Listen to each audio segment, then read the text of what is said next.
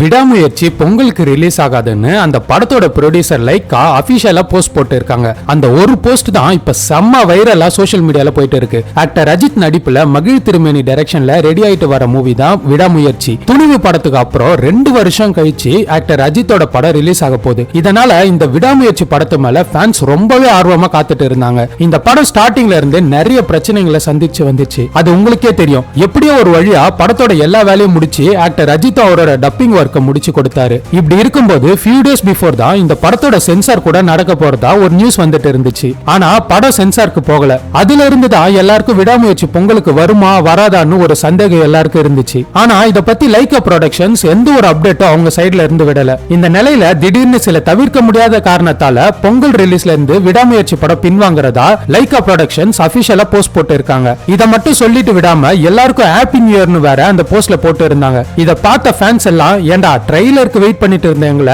படம் போஸ்ட் பண்ண அப்டேட் போடுறீங்களேன்னு ரொம்பவே ஷாக்ல இருக்காங்க. இந்த படத்தோட டீசர் சவாடிகா சாங்லாம் கேட்டு எல்லாரும் படம் பொங்கலுக்கு ரிலீஸ் ஆக போகுதுன்னு செம வைப்ல இருந்தாங்க. பட் மூவி போஸ்ட் பண்ண ஆனதுக்கு எல்லாரும் இப்போ ரொம்பவே வருத்தத்துல இருக்காங்க. விடாமுயற்சி ரிலீஸ் போஸ்ட் பண்ணதுக்கு உங்களோட ரியாக்ஷன் என்னன்னு கீழே கமெண்ட்ல போடுங்க. We'll see you on the next video.